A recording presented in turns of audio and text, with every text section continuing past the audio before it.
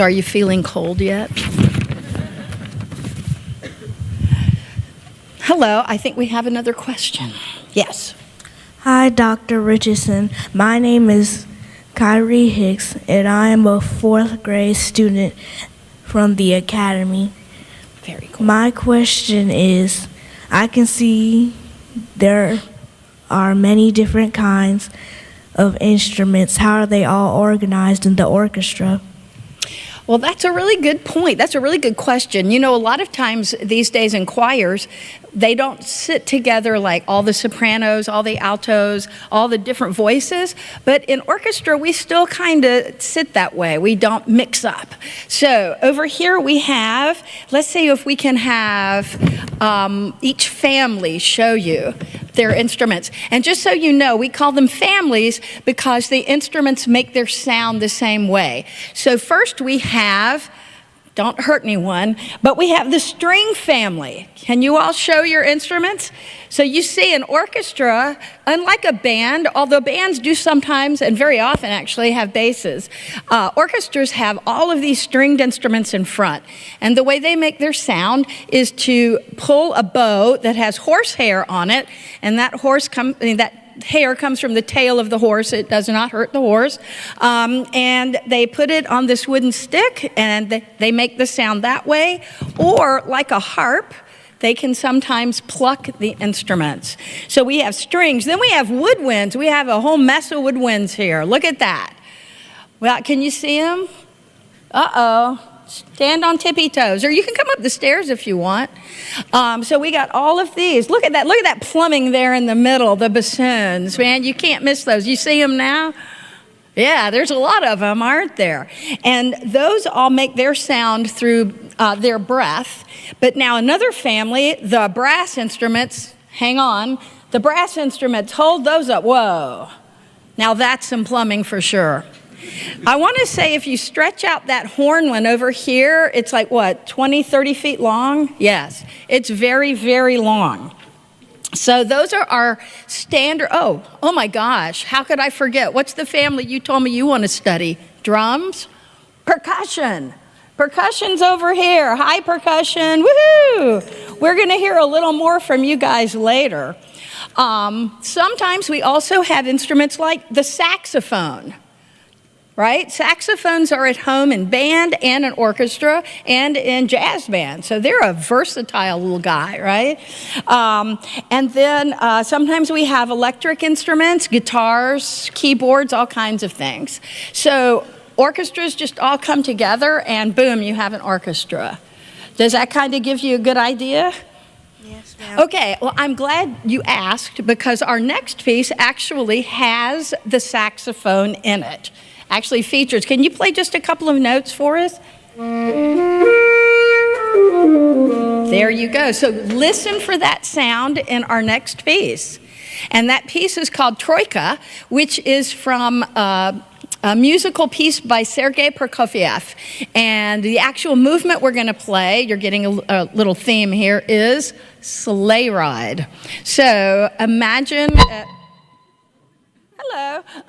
Imagine a sleigh in the middle of but this is the troika, or the sleigh ride, from Prokofiev's Lieutenant Kijé Suite.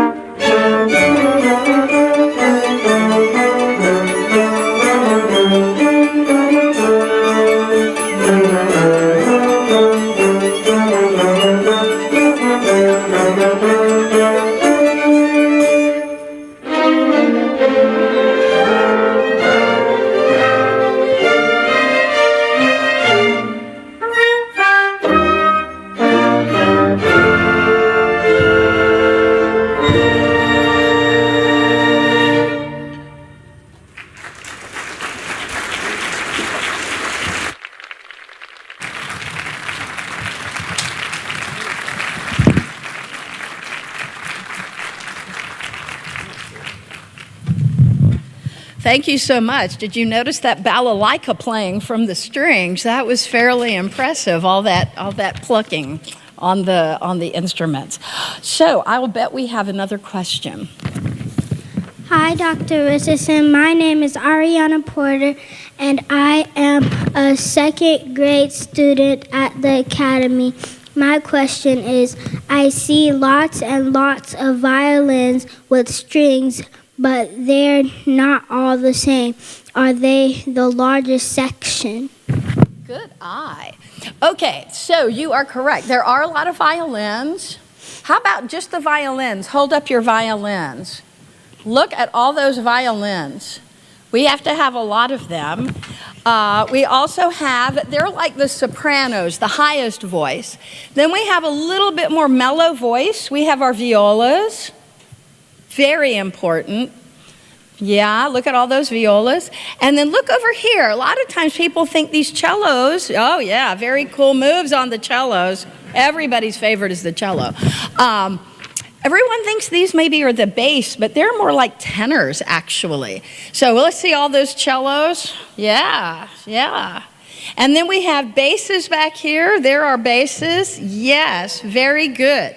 And like I say, they all have something in common in that they use a bow or they pluck. Would you mind just playing something real quick for us so we can hear the bow? So that's with the bow, and can you pluck that? Or that? Yes. So that's how the violins make their sound. Now, I mentioned that we have a lot of woodwinds too, and they either blow over a mouthpiece, kind of like a Coke bottle, or they have a very tight piece of wood that when they blow on it, it shakes really fast, and that's what makes the sound. And in the woodwinds, I'm just sort of expanding on your question. We have flutes. Let's hear the flutes or see the flutes. Beautiful, very shiny. Then we have oboes. Yes, lots of oboes. And we have clarinets, another very versatile instrument. And then we had all these bassoons. Can you see the bassoons? You can't see the bassoons.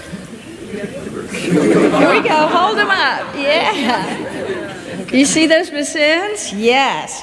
And especially bassoons and oboes are so special, they use two reeds. Yeah, tightly wound together. So thank you for your question. We're going to actually start a piece now that begins, it's sort of like a game of musical follow the leader. We're going to start with the strings playing, and then more strings play, and then The winds just can't stand that they're not playing, so they start playing. And the next thing you know, everybody's playing, the whole orchestra. So it's a pretty kind of cool piece. And here's a fun tidbit for you. This piece we're going to play is from Beethoven's Symphony No. 7. And it premiered, that means the very first time that anybody heard this piece by Beethoven, including Beethoven, was December 8th, 1813. December 8th, 1813, 201 years ago today, and I'm sorry, 11 years ago today. So I guess he was thinking wintry thoughts when he wrote it. So listen for the stringed instruments in this one, in particular your violins, okay? Thank you for your question. Thank you. Play the tuning song.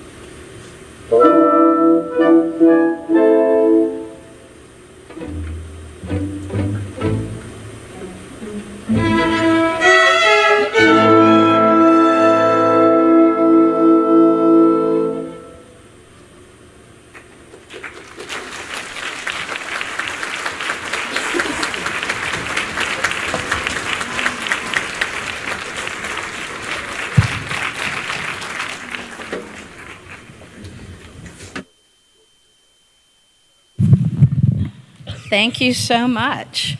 I see we have another question. Hi, Dr. Richardson. My name is Troy Tibbs, and I am a fifth grade student of the Academy. My question is, I like the fun and loud sounds of the drums. What other kinds of instruments are there in the percussion family? Wow, that is a good question. Did you know that percussion players have to learn literally hundreds of instruments to be in the orchestra? Like hundreds of instruments. We're not going to show you all of them, but just so you get to hear, and actually, I will be honest, a couple of the ones you're going to hear in the next piece. So we'll start with, do we have a tambourine? Very nice. The triangle. The triangle. Apparently the triangle's shy. The triangle. Can we see that one more time? Any guesses why it's called the triangle? Because it's triangular. It's triangular. That is exactly right. Very good. Then we have the timpani.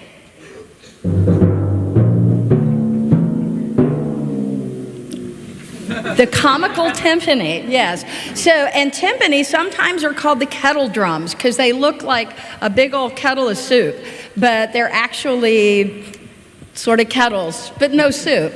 But yes, but they've got like a top on them that stretches up and down, as you can hear. Let's hear some more. We've got crash cymbals, I think. Yeah. And what else do we have? Ooh, we had some sleigh bells. Anybody got this? Now that puts a smile on your face, right? And then we had bass drum, I believe. Very good, very good. And we have a glockenspiel or bells. Play us a tune. Very nice. And then let's see. We don't have a player right now, but you'll notice not unusual for an orchestra to have a drum set, like just straight out of a rock and roll band. You'll get to hear that later for sure. But that gives you just a little sampling of the instruments that are either shaken, struck with a beater of some kind or a mallet, or scraped. I guess we didn't have any scrape, like we don't have a hero with us, but believe me, they do that. So many of those instruments you're going to hear in our next piece. And our next piece is actually taken from an opera by Nikolai Rimsky-Korsakov. It's called The Snow Maiden, which is how it appears on this concert, kind of an idea of winter. And it starts with the introduction to the opera, and then it goes into the Dance of the Birds. And I'm pretty sure you're going to be able to tell when we start playing the birds, because you'll hear a lot of chirping from the woodwind section. The next dance is a cortege, or a processional, and you'll hear the stately brass instruments playing that. Lots of trumpets, trombones. It's very, as I say, very stately. And then last is Dance of the Tumblers. Tumblers is sort of an old-fashioned word for like the gymnasts. So the people that tumble and do somersaults and do all kinds of fun things. One thing you'll notice about tumblers, they dance very quickly. So it's a very, very fast dance. So our next piece, then, thank you for the question about percussion, because this piece really uses percussion a lot. The Snow Maiden Suite from the opera, written by Rimsky-Korsakov, 4 dances: the introduction dance, the Dance of the Birds, the cortege, and the Dance of the Tumblers. Thank you. Thank you.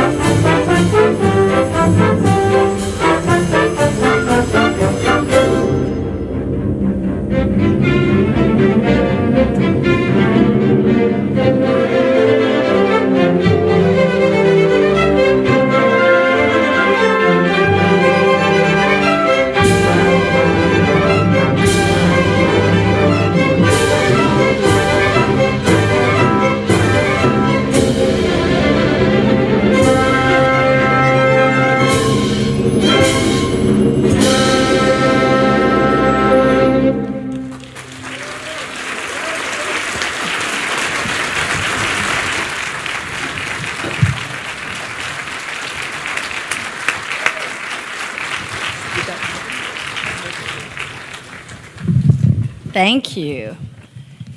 Do we have a question? Hi, Dr. Richardson. My name is Stephen McLaughlin, Jr., and I am a first grade student at the Academy. My question is, what instruments are in the big and powerful shiny brass family? The brass family. Well, now there's a really good question. They look very willing to show you. So, starting, the brass family is very interesting, actually. And make sure you guys can see. We have one instrument. We're going to start with the trumpets. We'll come back to you. Don't feel hurt. I'll be back. So we're going to start with the trumpets. There are the trumpets. Take a look. Wow. Look at them. And they're going to show us something really kind of cool about brass instruments. Some of you may not know this, but they're not really just blowing into their instruments. They actually have to make their... See, I can't do it. I play violin. Let's hear you guys do a buzz. Doesn't that sound funny? No offense. So, none taken, I hope. So, the players actually do that, but then they put the mouthpiece, they have the little silver thing here, and then they put that buzzing sound into it.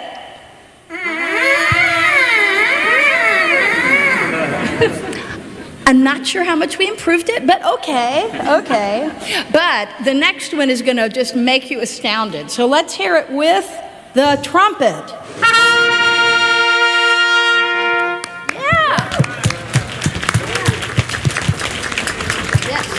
So, believe it or not, that's how all of our brass instruments make their sound. So, we have our trumpets, who just showed us about the buzzing mouthpieces. We have our trombones. Can we take a look? Look at all that. Look how it's all twisted around. Can you see it?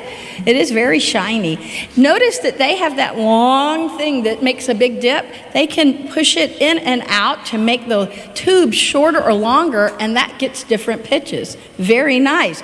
And then we have the granddaddy of all, the tuba. All right. Look at that. Can you see that one? Yeah, that's the one nobody's parents want them to play. Because you have to have a big car, that and harp, right? But that's a big shiny instrument, right? But it still makes the sound the same way. Now over here we have our horns. Can you all show? We have 4 horns. Look at that. That's a lot of bent up piping there. Interesting, they play often with the woodwinds as much as they play with the brass. So they're almost like a brass wind instrument, right? They play a lot of times with the winds. And the horns, like the trumpets, trombones, and tuba, all make their sound with buzzing that mouthpiece into the instrument. So does that make you want to play trumpet or trombone now or tuba? No. No. Hey, I tried to sell it for you. Oh, you want to be piano. All right, well, thank you. Do we have another question? Why, yes. Hi. Thank you. Hi, Dr. Richardson. My name is Lariah Martin, and I am a fourth grade at the Academy. Welcome back to the Potter's House. Well, thank you so much. My question is, thank you so much. I really love your orchestra music. Are all of your concerts really free? Where can we go to see you next?